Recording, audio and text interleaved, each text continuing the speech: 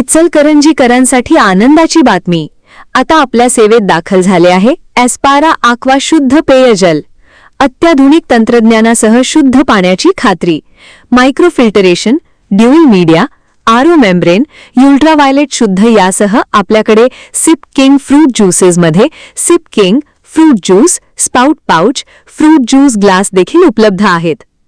लग्न समारंभ, वाढदिवस व इतर कार्यक्रमांसाठी ऑर्डर देखील स्वीकारल्या जातील.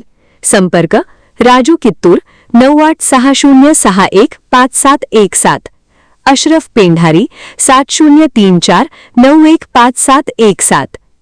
एस्पारा आक्वा, शुद्धतेची खात्री, सेवेत गुणवत्ता. प्रत्येक थेंबात विश्वास, प्रत्येक घोटात शुद्धता. 22 सालापासून रवी इंगोलेंच्या माध्यमातून राजेश क्षीरसागर साहेब असतील किंवा त्यांचे सर्व कुटुंबीय, आम्ही सर्व कुटुंबीय यांच्यावर सातत्याने वेगवेगळे आरोप करण्याचा मी प्रयत्न केलाय. मग खास करून 2024ची विधानसभेची निवडणूक देखील जर आपण सर्वांनी आठवली तर त्यावेळेला देखील लोकांची उत्सुकता निर्माण करून अशाच माध्यमातून एक पत्रकार परिषद घेतली. पेनड्राईव्हच्या माध्यमातून क्षीरसागर साहेबांना बदनाम करण्याचा प्रयत्न केला. 2000 आता ही नुकतीच पार पडलेली महानगरपालिकेची निवडणूक असेल त्यावेळेला देखील काही ऑडिओ क्लिपिंग्स आमच्या बाबतीत शेअर केले, काही पत्रकं वाटली.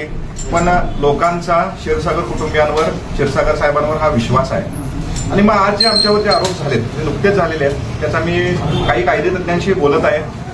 कायदेतज्ञांचा सल्ला घेऊन चांगल्या पद्धतीने कसं या गोष्टीला सामोरं जायचं ते आम्ही पुढची दिशा ठरवी.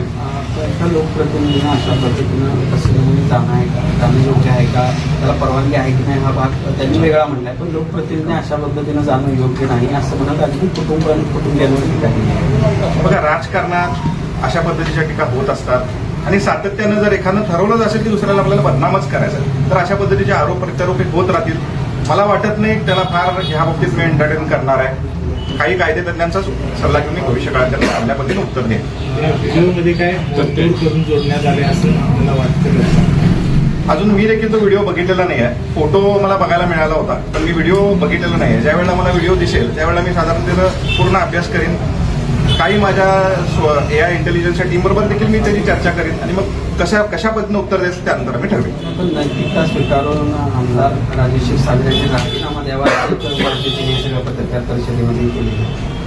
मला वाटतंय त्यानं जी आज पत्रकार परिषद घेतली त्याला काय फार मी महत्त्व देत नाही आणि जोपर्यंत काही लोकांचा मला सल्ला येत नाही तोपर्यंत मी या विषयात फार बोलणं योग्य समजत नाही. आणि जनता ठरवत असते ना, ही लोक कोण ठरवणार? जनता ठरवत असते. जर जनतेचा आमच्यावर विश्वास असेल तर जनता त्याच पद्धतीनं पाठीशी राहते. 2024 साली देखील इतक्याच मोठ्या प्रमाणात बदनाम केलं होतं तरी सुद्धा क्षीरसागर साहेब हे इतक्या मोठ्या प्रमाणात विरोधक असून सुद्धा चांगल्या मताधिक्यानं निवडून आले होते. माझ्या बाबतीतही तोच करण्याचा प्रयत्न केला. सातत्यानं क्षीरसागर कुटुंबियांना बदनाम करण्याचा त्याचा प्रयत्न आहे आणि आम्ही अशा गोष्टींना भीक घालतो. कायदेशीर कारवाई करणार.